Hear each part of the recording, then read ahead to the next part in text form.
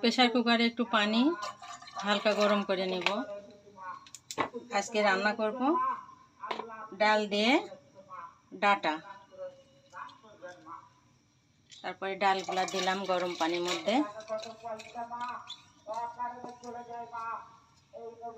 এবার দেব ডাটাগুলা।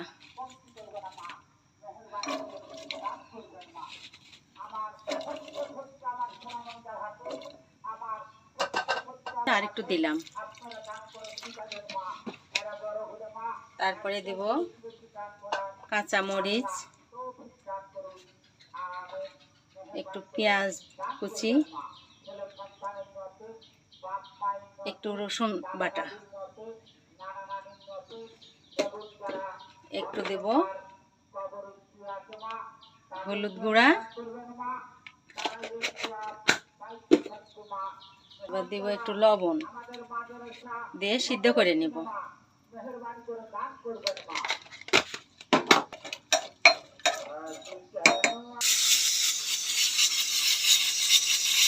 ছাপ্পান না বলে হয় না।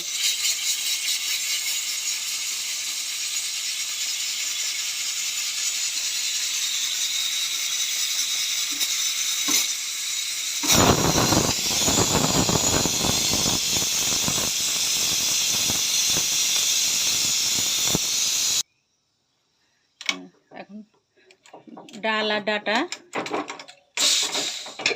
হয়ে গেছে। এখন এই দেখেন, এখন যে পাতলা খাবেন খাবেন, যে ঘন খাবেন খাবেন। তা আমি একটু পাতলাই করব। একটু গরম পানি, ফোটানো পানি দেব, ফোড়নে দেব তেল প্রথমে, তারপরে দুটা শুকনো মরিচ, তেজপাতা, রসুন থেতো,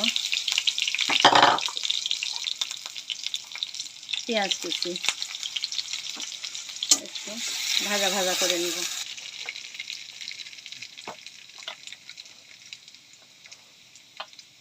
দিলাম একটু পাঁচ ফোড়ন দিয়ে একটু নেড়ে দিব এখন ডাল আর ডাটা।